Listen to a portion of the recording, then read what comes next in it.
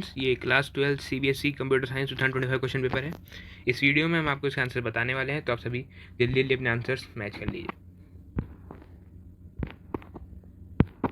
First question देखिए, section A, first question, state true और false. A Python list must always contain all its elements of same data type. तो ये है statement false. उसके बाद आपका second question, what will be the output of the following statement. तो इसका correct answer है ऑप्शन सी 20। उसके बाद आपका third question, identify the correct output of the following code. तो इसका करेक्ट आंसर है option D, value error. Fourth question, which of the following is the correct identifier.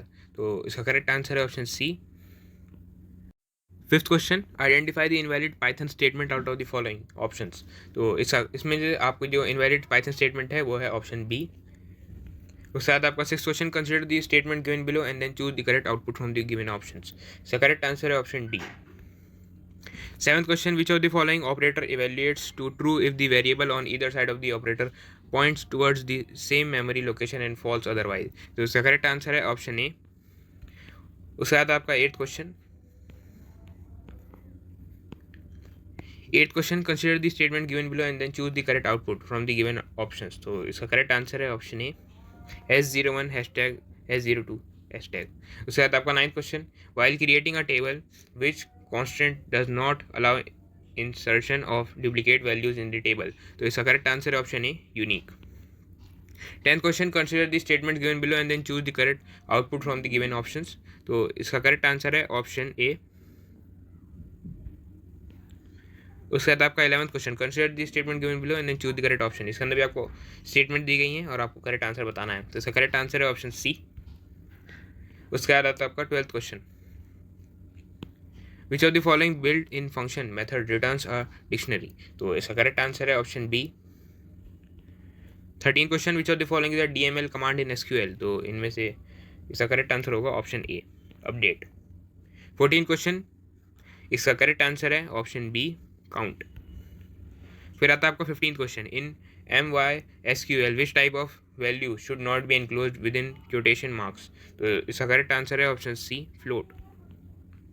16 question, state true or false.